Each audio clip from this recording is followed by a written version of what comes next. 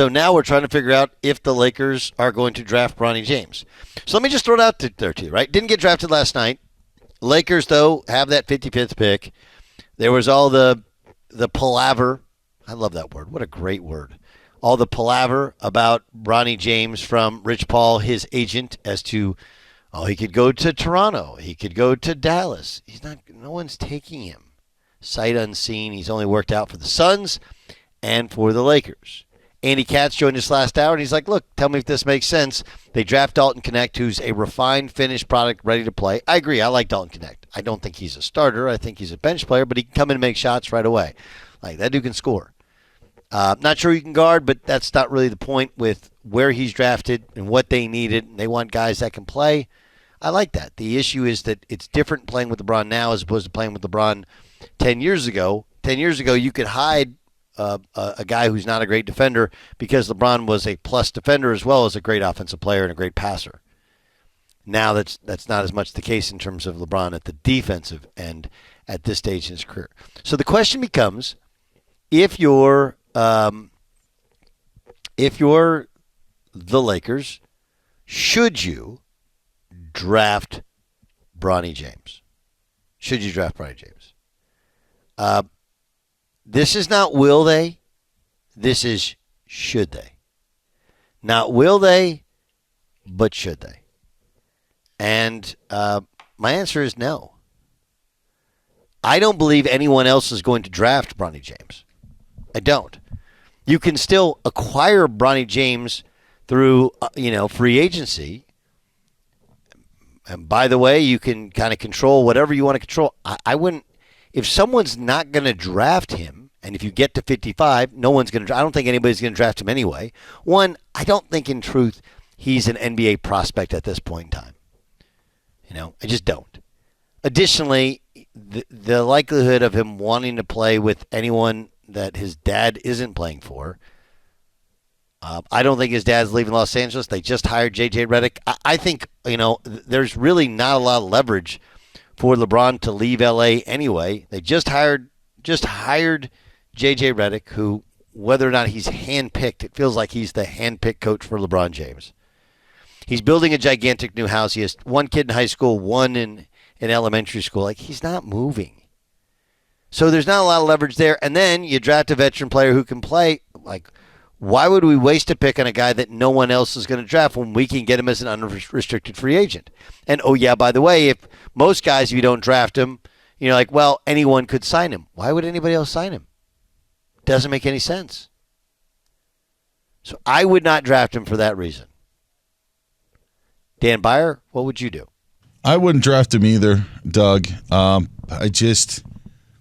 If LeBron James was a 20-year member of the Cleveland Cavaliers and the Cavaliers were on the clock, or maybe a 20-year member of the Los Angeles Lakers, then I could see something like that.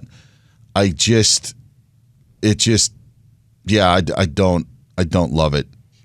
He put out a highlight video, and I actually felt bad about this, of LeBron and Bryce and Bronny doing a workout, and you've said it all along that Bryce is the better prospect, and it showed in that video. I don't think Bryce is the better prospect. Oh, okay. I'm sorry. Okay, I just didn't want to put words in your mouth. Didn't mean to. No, I've heard that said before. I don't think I've ever commented on it. I've just heard Bryce is he's more athletic. He's also taller, but he hasn't played nearly as much basketball. So there's I've heard that Bryce has been put in some situations where it's like, man, he doesn't really belong because he's just not at that level yet. Whereas Bronny he's always been about, the highest level of AAU, and he actually kind of came back down to earth, whereas the Bryce thing is kind of a new thing. But anyway, go ahead. I'm sorry. I thought in the video Bryce looked better, and maybe it was because he was bigger. Yeah, he's bigger, and he can do more things in a one-on-none sort of video. He's just more athletic. He just jumps out at you.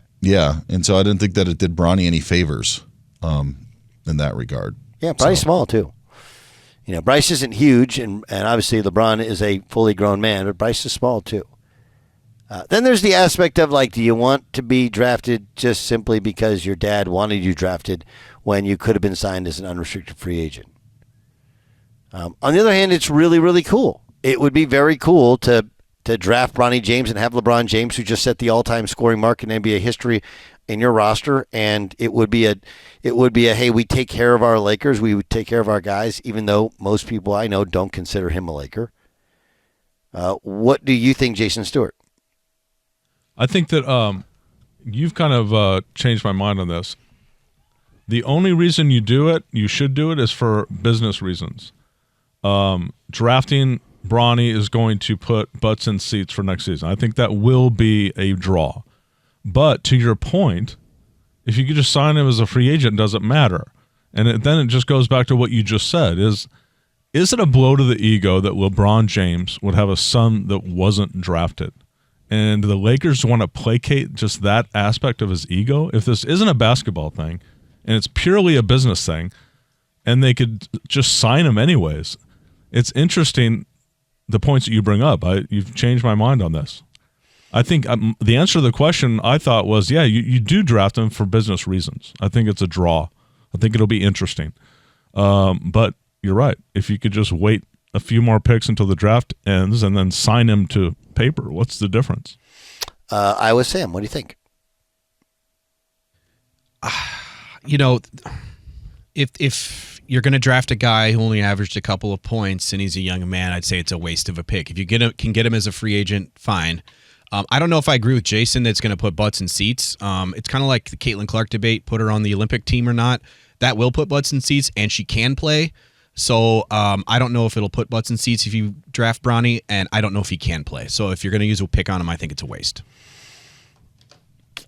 So are we? Where are we on this one? Only Jason says for business purposes. I actually think Jason makes a really good point.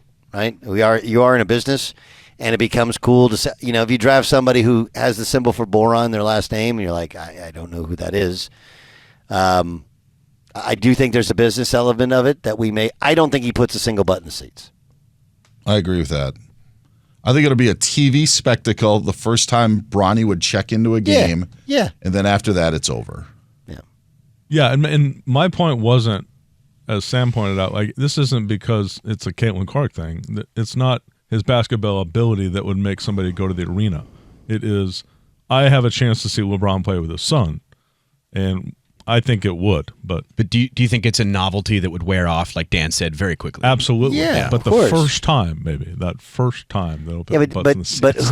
But don't people go to the Lakers are likely going to add one additional player. They have JJ Redick as their coach. Like there's always, and LeBron James and Anthony Davis play for them.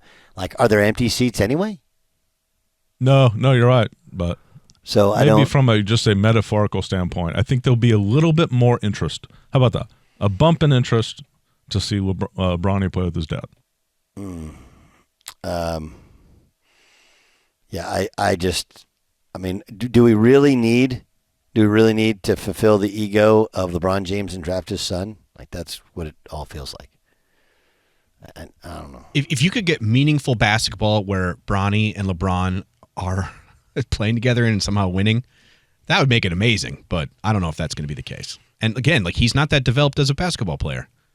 And what if he goes in there and it's like the towel boy part in with the water boy, where the towel boy from Michigan goes in and just gets clotheslined. I'm not saying that's going to happen, but I don't know. He might be completely out of water going in there. He's completely out of water. I had heard somebody say that it would make people watch the G League. And I'm like, I didn't watch USC. Why would I watch the G League? The women at USC drew better than the men. Like Juju Watkins is more of a must-see. Yeah. So I think this is more now social media probably, but I don't think that's the real world. I think the real world told you with USC. They don't see it. I could be wrong, and I'll be interested with the ratings today, and how much people watch, because he's really one of 2 or 3 guys, but he's the only real reason you would watch today if you're into that sort of thing, if you're into the drama. Otherwise, you're into real basketball players, but I don't know, second round of NBA draft, feels like it's going to be a hard watch. Am I the only one who's completely confused by Rich Paul's play here? Like, Rich Paul, what? He came out with those weird comments last week about I could force the Lakers to draft him at 17. He had his client, who he's supposed to be most concerned about, only work out for one team and then the Suns. Why? Wouldn't you want all the teams to see him? Like, and then this play where he's like, they're not a package deal, and like, I think looking back, we're going to look at those comments Rich Paul made last week, or maybe through a reporter, and be like, what exactly was going on there? Like, there's something going on we don't know about. No, there's not. I think there was no interest there, and so he was trying to drum up some leverage. I'm sure the Lakers are sitting there going like, why would we draft this guy? It's like, well, there's lots of other people interested. Who? So that's why he names Toronto and Dallas, which is like, okay. Toronto's not taking him at 31. Not happening. Dallas isn't drafting him either. And especially not if they're not a package deal. I just think he was grasping at straws to try and get some sort of leverage. And I don't believe anybody bites on that, but I could be wrong. One other thing, just to let you know, and for those that are driving and maybe can't see it because the TV screen's not in front of them, this is a studio setup for the second round. ESPN is not at the Barclays Center. There are not people. There's not the stage that they used last night. In fact, they have looks like a faux green room with some second round prospects that are sitting there that overlooks whatever river the ESPN studios are on. So this is a made for TV, but it is not walking up on the big stage like we saw last night, like you would in the NFL draft using it for 3 days. This is apparently taking place in ESPN studios in New York City. Yeah, that's super interesting. That's what they've chosen to do. A made for TV broadcast. What is that? I don't know if people watch.